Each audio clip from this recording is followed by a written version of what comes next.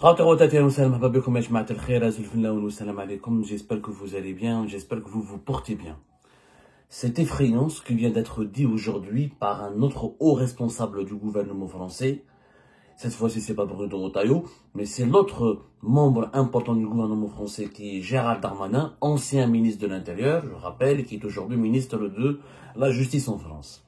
Et selon Gérald Darmanin, qui est un très bon connaisseur de l'Algérie, je rappelle, qui est venu plusieurs fois en Algérie, qui connaît très bien Abdelmadjid Tebboune et son entourage. Selon Gérald Darmanin, la crise avec l'Algérie pourrait durer, le rapport de force entre les autorités françaises et les autorités algériennes pourrait durer quelques années. Quelques années. C'est quand même terrifiant. On ne voit plus le bout du tunnel dans cette crise algéro-française. Ce matin, ce 24 avril, M. Gérald Darmanin s'est exprimé dans les médias et il a parlé des relations tumultueuses avec l'Algérie sur France Info.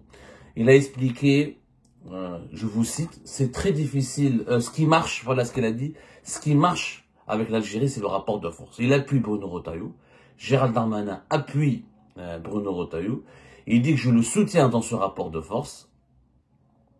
Ce qui marche, c'est le rapport de force. C'est très difficile car l'Algérie a d'autres intérêts, a-t-il dit. C'est très difficile parce qu'on a aussi des relations contre le terrorisme, parce que l'Algérie c'est le seul pays qui nous aide contre l'islamisme radical, parce qu'il y a des intérêts économiques aussi. Ce rapport de force et l'élan, il ne correspond pas à quelques semaines ou quelques mois, c'est parfois quelques années. C'est parfois quelques années. C'est Gérald Darmanin en personne qui le dit. Je suis... En fait, ce qui était mon inquiétude au départ est devenu une vérité amère. Je pense qu'aujourd'hui, les dirigeants algériens, les dirigeants français plutôt, ont compris que leurs homologues algériens ne vont pas revenir à de meilleurs sentiments à l'égard de la France et que l'impasse risque de durer encore longtemps et que le scénario du pire, parce qu'il y avait plusieurs scénarios dès le départ, depuis l'enclenchement de la crise politique et diplomatique entre l'Algérie et la France fin juillet 2024, même s'il y avait des épisodes cycliques de crise entre les deux pays de 2020 à 2024, mais la vraie crise, la grande crise, le feuilleton interminable, le véritable feuilleton de la crise entre l'Algérie et la France a commencé. Le premier épisode, c'était le 30 juillet 2024 avec la reconnaissance de la souveraineté du Maroc la reconnaissance par la France de la souveraineté du Maroc sur le Sahara occidental. À ce moment-là, moi j'ai discuté avec plusieurs sources ici françaises, et même avec des sources algériennes. Du côté d'Alger comme du côté de Paris, on s'attendait à ce qu'une crise dure quelques semaines. On ne s'attendait pas à ce que cette crise pouvait se radicaliser. Quelques semaines après, retour autour d'une table de négociation pour trouver un compromis. Puis il y a eu l'arrestation de Boualem Sansal et son emprisonnement, qui a tout chamboulé. Puis, il y a eu la montée en puissance de Bruno Retailleau, la crise des influenceurs, ensuite la crise des migrants algériens au profil dangereux, ensuite la crise des OQTF, ensuite la montée en puissance de la droite, l'extrême droite en France, ensuite les menaces concernant la suspension de plusieurs accords de coopération entre les deux pays, et du 31 mars, depuis 30 juillet jusqu'au 31 mars 2024, 30 juillet 2024 jusqu'au 31 mars 2025, on a connu un feuilleton interminable avec plusieurs épisodes. Et là, je pense que depuis mars 2025, il y a un deuxième scénario qui commençait à émerger, à la fois à Alger et à Paris. Les dirigeants des deux pays ont envisagé le scénario du pire. Au départ, c'était le scénario optimiste, quelques semaines de crise, après on va se rabibocher. Là, on est dans le scénario du pire. C'est que cette crise, l'incompréhension va s'aggraver, les malentendus vont s'accumuler, les problèmes vont s'accumuler, ça va devenir ingérable, et la crise pourrait durer quelques années, à savoir jusqu'à 2027. Pourquoi 2027? Parce qu'Emmanuel Macron est appelé à rendre le pouvoir en 2027, il y aura des élections présidentielles en 2027 en France, et que le président actuel en France n'a pas les pleins pouvoirs, puisqu'il a perdu les élections législatives, il a perdu les élections européennes, l'été 2024, donc il doit composer avec de nouvelles forces politiques. Comme il n'a pas les pleins pouvoirs, il ne peut pas gérer le dossier algérien comme il le souhaite. On l'a bien vu, il a commencé, Emmanuel Macron a négocié une réconciliation avec Abdelmadjid Tebboune tout le mois de mars jusqu'au 31 mars 2025, et puis il a fait la mettre des aides, et la justice française qui a emprisonné un agent du consulat d'Algérie à Créteil, et la crise elle est repartie de plus belle, et les autorités algériennes ont relancé, ont expulsé 12 diplomates français, la France a riposté, et depuis le début du mois d'avril 2025, les signaux sont au rouge, on va dire. Les signaux sont au rouge. Donc, Gérald Darmanin, qui a de l'expérience, je rappelle que Gérald Darmanin est ministre de la Justice depuis décembre 2024, il devait partir au cours de ce mois d'avril, voire le mois de mai 2025, il devait aller à Alger pour relancer la coopération judiciaire qui est bloquée pratiquement. Gérald Darmanin qui a réussi pendant les élections législatives, c'est l'un des rares membres du gouvernement d'Emmanuel Macron qui a pu être élu député, qui a gagné les élections dans sa circonscription, donc il a gardé une certaine base électorale. Gérald Darmanin qui a lui-même des ambitions présidentielles, lui-même se voit candidat potentiel du camp pour la succession d'Emmanuel Macron. Il était ministre de l'Intérieur de 2020 à 2024, donc il a dirigé le ministère de l'Intérieur. Il connaît très bien le dossier algérien. Il a eu déjà à gérer la crise avec l'Algérie entre 2021 et 2022. Rappelez-vous, à partir de septembre 2021, deuxième semestre de l'année 2021, la France avait suspendu la délivrance des visas à l'Algérie jusqu'au deuxième semestre de l'année 2022, jusqu'à ce qu'il y ait une réconciliation, la visite d'Emmanuel Macron, la visite d'État d'Emmanuel Macron en Algérie, à Alger-Oran, en août 2022, le retour à la normalisation avec l'Algérie qui a débloqué la délivrance des laissez-passer consulaires et la France qui a débloqué la délivrance des visas. Donc il connaît très bien, il a de l'expérience, Gérald Darmanin. Quand il dit que ça va durer quelques années, c'est qu'il s'appuie sur des données. Il a une analyse approfondie, il a une proximité avec il est au centre du pouvoir en France, il a des données, il voit que dans les coulisses, ça ne marche plus. Alors que pendant le mois de mars, il y avait des négociations qui étaient accélérées, qui commençaient à évoluer. Là, il n'y a plus de négociations. Là, l'expulsion par l'Algérie de 12 diplomates français, elle a fait braquer tout le monde, y compris Emmanuel Macron. Même Emmanuel Macron, il a levé le pied sur le dossier algérien. Même, je vous dis la vérité, moi j'ai parlé avec des sources françaises, même Emmanuel Macron, il a extrêmement mal pris l'expulsion de 12 diplomates français de l'ambassade de France à Alger. La France a riposté, et donc aujourd'hui nous sommes dans une impasse. Il n'y a pas de négociation en ce moment entre les deux pays. Emmanuel Macron ne comprend pas pourquoi le régime algérien a réagi avec autant de violence alors que la justice elle est indépendante. Pour les dirigeants français les plus favorables à l'Algérie, parce que dans le gouvernement français, dans l'establishment français, il n'y a pas que des anti-algériens. Il faut arrêter de croire qu'au sein des... Emmanuel Macron est un pro-algérien. C'est l'un des plus grands amis de l'Algérie, Emmanuel Macron. D'ailleurs, franchement, est-ce qu'on aura un autre président en France qui sera aussi proche de l'Algérie? Ça va être... C'est pas un pari gagné, hein. Emmanuel Macron et les macronistes sont plutôt favorables à l'Algérie. Bruno Retailleau, c'est pas un macroniste, c'est la droite dure, c'est la droite dure des républicains. Il utilise l'Algérie pour ses ambitions présidentielles, pour élargir sa base électorale et pour se positionner sur l'échiquier présidentiel de 2027. Gérald Darmanin, c'est pas un anti-algérien, c'est un dur, c'est l'aile dure des macronistes, mais c'est pas la droite dure ni l'extrême droite. Donc c'est quelqu'un qui est dur, mais c'est pas un anti-algérien, un anti-algérien. Au contraire, lui aussi, il veut utiliser l'Algérie, il a voulu avoir des bonnes relations avec l'Algérie, parce qu'il estime qu'il aura peut-être besoin de l'aide de l'Algérie, du soutien de l'Algérie, des réseaux de l'Algérie, pour les présidentielles françaises. Mais si Gérald Darmanin arrive à dire que ça peut durer quelques années, c'est qu'il a des données, encore une fois, qui démontrent que Emmanuel Macron, aujourd'hui, n'a plus envie de négocier un accord, n'a plus envie de négocier, parce que pour lui, l'expulsion des diplomates français, c'était une sorte d'agression intolérable. Intolérable pourquoi? Parce que aux yeux des macronistes, aux yeux des amis de l'Algérie, ici au sein de l'établissement français, qu'est-ce qu'ils disent? Ils disent que les autorités algériennes auraient pu se montrer plus sages. Il y a une affaire en justice, il aurait fallu patienter que la justice avance. Il y a des voies judiciaires, il y a des voies de recours que l'Algérie aurait pu utiliser, que l'ambassade d'Algérie ici en France, les autorités algériennes auraient pu utiliser. Il aurait fallu respecter l'indépendance de la justice en France, demander des explications aux juges et utiliser les canaux de la coopération judiciaire pour traiter l'affaire et le scandale MLDZ. Mais expulser des diplomates français, c'est un acte anti-français. Les dirigeants algériens, ils ont pensé qu'en expulsant 12 diplomates qui étaient tous des fonctionnaires placés sous l'autorité du ministère de l'Intérieur français, qu'ils allaient uniquement s'en prendre à Bruno Retailleau. Ils n'ont pas compris qu'ils ont provoqué l'hostilité de tout l'establishment français. Aujourd'hui, même des gens comme Gérald Darmanin, qui est pourtant un macroniste, est favorable à une bonne relation avec l'Algérie, même aujourd'hui, il n'y croit plus.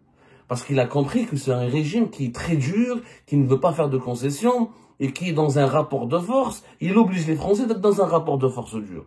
Et la France ne peut pas reculer. Quand tu expulses des diplomates français, c'est que tu déclares la guerre à l'État français. C'est pas à Bruno Retailleau. Bruno Retailleau, c'est quoi?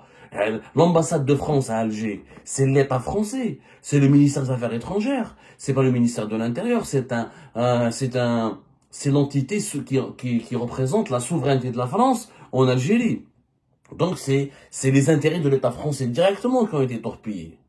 Et là, la France ne va pas reculer. Si Gérald Darmanin, s'il a fait cette déclaration, c'est pour dire, c'est un message aux dirigeants algériens. C'est que la France ne va pas reculer cette fois-ci, qu'il ne va pas y avoir des négociations aussi favorables, aussi ouvertes, aussi, comment dirais-je, aussi désintéressées, aussi détendues, voilà plutôt, des négociations assez détendues, comme c'était le cas au mois de mars. Cette fois-ci, ça va être dur. Et parce que maintenant, le régime algérien, il est en train de contester la légitimité même des institutions françaises. Le régime algérien, il dit que la justice française n'a même pas le droit d'enquêter sur l'affaire MDZ, n'avait même pas le droit d'emprisonner un agent du consulat d'Algérie à Créteil. Attends, mais s'il est impliqué dans une tentative de meurtre, ou une tentative d'entreprise terroriste, une tentative de kidnapping, d'enlèvement, les juges français ne peuvent pas rester impassibles, ne peuvent pas rester indifférents. C'est-à-dire que le régime algérien demande à Emmanuel Macron de demander aux juges de relâcher cet agent du consulat d'Algérie. C'est pas possible. Emmanuel Macron ne peut pas faire ça. Il peut faire des gestes pour la reconnaissance des crimes de la colonisation.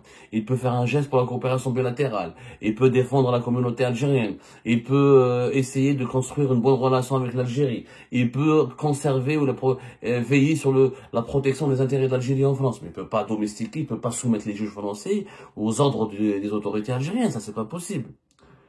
Nous sommes, franchement, et si la crise va durer quelques années, comme le prévoit Gérald Darmanin, il y aura des conséquences graves sur le plan économique. Les entreprises françaises en Algérie vont beaucoup en pâtir. Les intérêts économiques de l'Algérie en France vont aussi beaucoup en pâtir. La diaspora algérienne, les enfants des élections présidentielles en 2027, la relation restera tendue.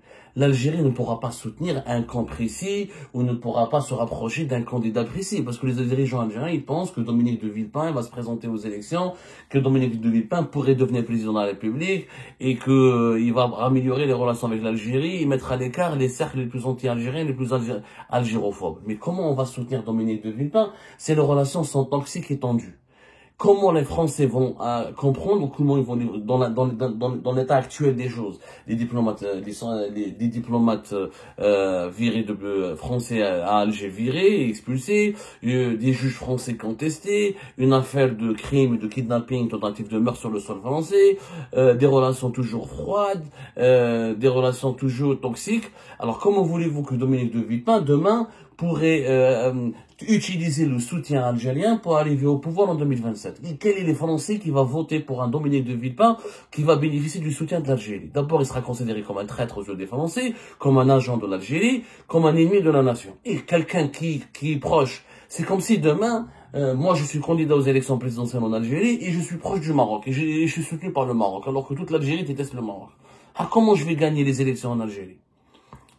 C'est pas possible, je peux pas m'appuyer sur le soutien marocain, c'est entre le Maroc et l'Algérie une situation de guerre. Aucun candidat ou aucune personnalité politique ne va réussir à acquérir le pouvoir dans son pays s'il est soutenu ou s'il s'adosse à un lobby qui est proche ou qui est lié au pays, à l'ennemi même de ce pays. Là, l'Algérie est en train de devenir l'ennemi des dirigeants français. Comment Dominique de Villepin va utiliser l'Algérie pour arriver au pouvoir? J'aimerais bien que les dirigeants algériens m'expliquent. Si on veut défendre nos intérêts, parce qu'encore une fois, la France, c'est pas le Maroc. On n'a pas 5 millions d'Algériens au Maroc, on a 5 millions d'Algériens en France. C'est pas le deuxième on a un partenariat, c'est notre deuxième partenaire commercial. Après la Chine. C'est pratiquement notre troisième fournisseur. C'est notre quatrième ou troisième client. Donc on a des relations extrêmement imbriquées, des relations humaines importantes, des relations démographiques. Il y a pratiquement 3 millions de personnes. Putain, si ce n'est pas 4 millions de personnes, si on compte le transport maritime, le transport aérien, qui voyagent chaque année entre les deux pays. Et des liens extrêmement forts. Donc tu peux pas considérer un pays proche de toi. C'est comme si demain, un mari va se disputer avec sa femme, il considère sa femme comme ennemie. Mais vous avez des enfants ensemble. Si la mère de tes enfants devient ton ennemi, comment tu vas éduquer tes enfants? C'est tes enfants qui vont en souffrir. C'est la même chose. L'Algérie et la France, c'est pas une relation politique uniquement, c'est une relation intime. C'est une relation humaine. C'est pas seulement une relation diplomatique ou une relation économique. Ce que les dirigeants algériens n'arrivent pas à le comprendre. Ça, les dirigeants français le comprennent. Pourquoi les dirigeants français le comprennent? D'ailleurs, parce qu'ils n'ont pas pris de mesures contre les Algériens. Mais à part un nombre précis d'Algériens dont les papiers ont été gelés, dont les cartes de séjour n'ont pas été renouvelées, mais à part certaines personnalités algériennes qui ne peuvent plus venir en France et qui ne peuvent plus avoir de visa, la population algérienne n'a pas été sanctionnée par la France. Bruno Retailleau n'a jamais donné des instructions pour virer ou pour empêcher tous les Algériens qui viennent en France de rentrer en France. Ils ne peuvent pas le faire. Parce qu'il y a beaucoup de familles, beaucoup de liens humains. Il y a beaucoup de franco-algériens, il y a beaucoup de binationaux. Il y a beaucoup de foyers communs entre les deux pays. La France, elle a bien compris que pour elle, l'Algérie, c'est une question d'affaires intérieures. La France aussi, pour l'Algérie, c'est ça. Mais c'est ça, le régime algérien veut nous faire croire, pour lui, la France, c'est juste une question de relations internationales. Pas du tout, c'est une question de relations intérieures. Parce qu'il y a aussi, parce que nous avons des millions de compatriotes qui ont la double nationalité, qui vivent entre les deux pays, qui travaillent en France et qui nourrissent leur famille en Algérie, qui ont des projets en France et en Algérie à la fois.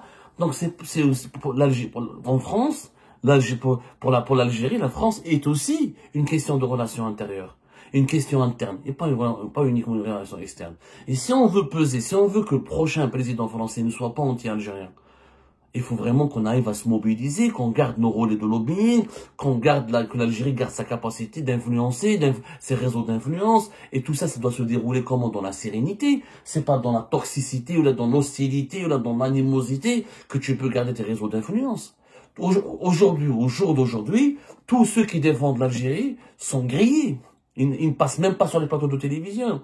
Parce qu'on les accuse d'être des corrompus, parce qu'on les accuse d'être des partisans d'un régime criminel, d'un régime qui emprisonne les écrivains, qui condamne à mort les journalistes. Ils n'ont aucune voix, ils n'ont pas bonne presse. Parce qu'aujourd'hui, la France s'est braquée contre le régime algérien. Or, certains dirigeants n'ont pas besoin de la France. Qui fait que t'as pas besoin de la France? T'as 5 millions de personnes.